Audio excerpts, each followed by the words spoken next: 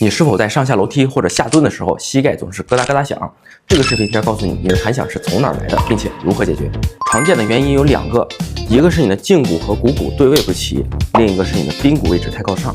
我们先做一个测试，来判断你的弹响是否是由胫骨过于外旋造成的。脚轻微踩在地上，屈膝90度，将整个小腿向内旋，再向外旋，再向内旋，再向外旋。注意是整个小腿的内外旋，反复做10次。10次之后，再将整个小腿先做内旋，再缓慢伸直，再做内旋，做10次。10次之后进行1次下蹲。如果你再做下蹲之后，你的弹响消失了，就说明你的弹响是来源于胫骨过于外旋。那我们现在要做的是放松你的股二头肌。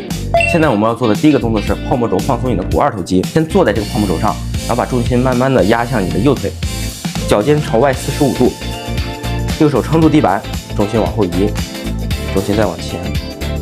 往后，往前，用泡沫轴去压你的股二头肌，一次放松3分钟，一天放松3次。第二个动作，训练我们的臀中小肌，因为我们的臀中小肌是稳定我们股骨头的。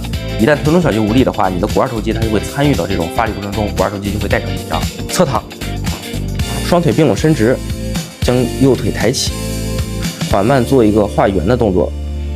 在做的时候，你要感觉酸的地方是在你的头的外侧，而不是在大腿的外侧。一次做20个，一天做4组。还有一种膝关节的弹响呢，它是关节内部的沙沙的声音。如果你是这种弹响，做这个测试，先将2个大拇指叠在一起，然后放在大腿前侧的根部，向下使劲按压。此时再做一个下蹲动作。如果说你的弹响消失了，就说明你的这个弹响它是来源于髌骨过多的磨损，你需要松解股四头肌。由于你现在髌骨处于高位，所以在拉伸的时候，我们更多要拉伸股四头肌的上半段，所以需要用一个泡沫轴。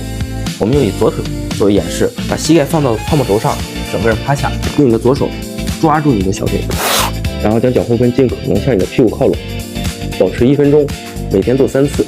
在平常生活中呢，我们也可以选择用这种按摩球去放松一下自己的股四头肌，前后这样去滚。你可以用网球或者是筋膜球，一次放松个10分钟左右，也能有效的缓解你股四头肌的紧张。